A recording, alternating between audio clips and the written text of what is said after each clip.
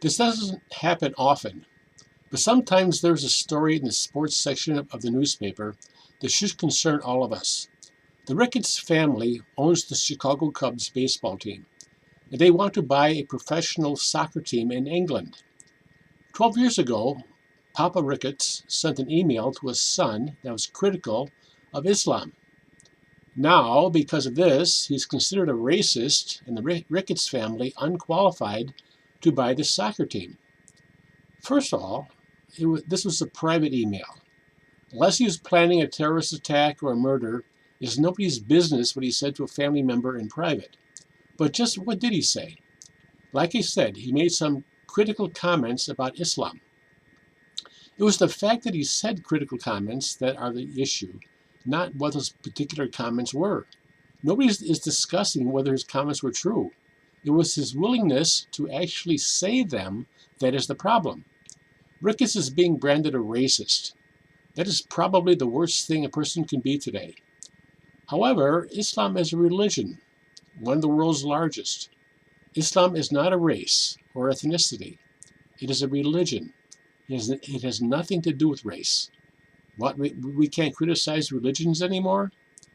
A religion is a set of beliefs. It is a set of beliefs that describes an all-encompassing worldview, down to the ideas of what is right and wrong, good and bad, true and false, the very rules of life.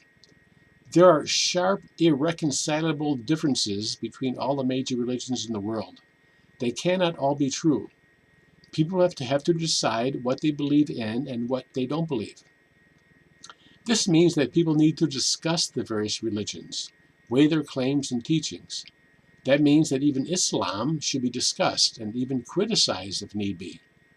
Disagreement with the religion's teaching is not ignorance, hatred, racism, bigotry, or intolerance, and neither is expressing that disagreement. Especially in America, where freedom of speech is considered an inalienable right and necessary for a free society. Everything is and should be open for discussion. There's a trend today to shut off discussions and opinions by labeling even any comments questioning something as racist, bigoted, intolerant, etc. I'm sorry, but that is wrong. More and more people in America are afraid to say what they think about a lot of things because somebody might complain and the cost for speaking can be very high. It is important and necessary in a free society to be able to speak freely. If that speech is limited by whether somebody somewhere might be offended by it, then freedom is gone. The list of possible offenses will only grow, differing opinions will be labeled misinformation, and everyone will live in the fear of doing or saying something that can jeopardize their lives or livelihood. We must not let that happen.